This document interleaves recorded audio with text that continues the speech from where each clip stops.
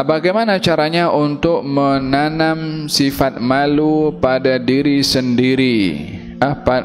Bagaimana caranya untuk menanam malu pada diri seorang perempuan?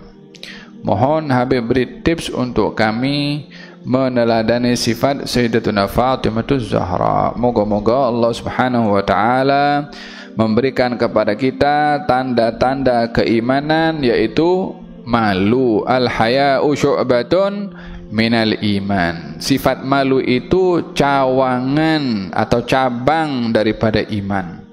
Jadi sifat malu ini tidak boleh terlepas daripada seorang mukmin, apatah lagi seorang mukminah, yakni seorang perempuan yang beriman.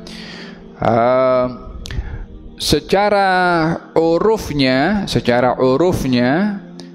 sifat malu itu lebih ada kepada perempuan berbandingkan kepada laki-laki. Ini secara nature, secara fitrah, secara uruf pun juga.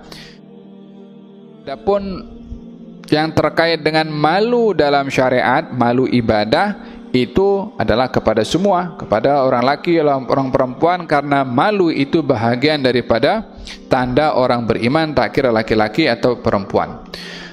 Dahulu baginda Rasulullah SAW bila mana digambarkan sifat malunya Nabi ini malu.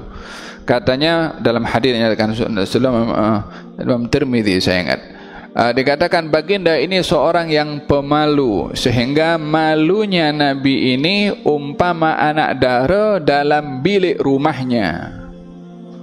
Umpama anak dara dalam bilik rumahnya, yakni anak dara zaman dahulu, zaman jahiliyah pun punya sifat malu, sehingga dalam rumahnya pun juga itu lebih banyak dalam biliknya berbandingkan di ruang-ruangan yang lain, hatta dalam rumahnya sendiri. Untuk apa?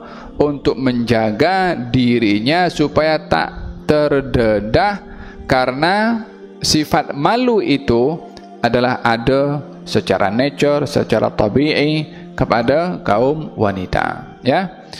Jadi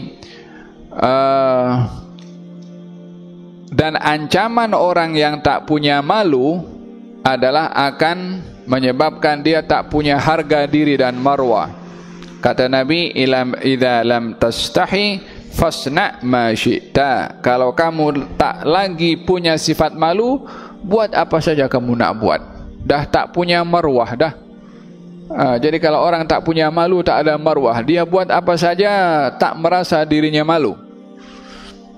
Faham dong? Walihada untuk kita dapat menanamkan rasa malu, yang pertama adalah kita hendaklah mengetahui malu itu cabang daripada iman. Dan yang kedua adalah Allah Subhanahu wa taala sendiri pun menisbahkan kepada zatnya yang maha agung dan maha suci keterangan tentang sifat malu. Innallaha hayyun karim.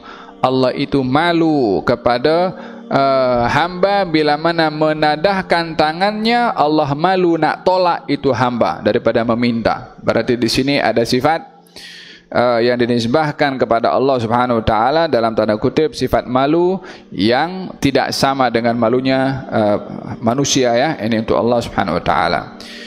Yang ketiga adalah mencontohi orang-orang yang mulia di sisi Allah dengan sifat malunya, yaitu seperti yang disebutkan di sini As-Sayyidah Fatimah Zahra radhiyallahu anha wardaha, Sayyidah Aisyah, dan juga istri-istri serta putri-putri Nabi Muhammad sallallahu alaihi wa ala alihi wa sahbihi wasallam. Naam. Qal fil Qur'anil Karim, wa idza sa'altumuhunna mata'an fas'aluhunna min wara'i hijab. Kalau kamu ingin bertanya sesuatu kepada istri Nabi, bertanyalah di belakang hijab. Adanya satir, adanya pemisah. Apa sebab? Malu, hormat. Naam.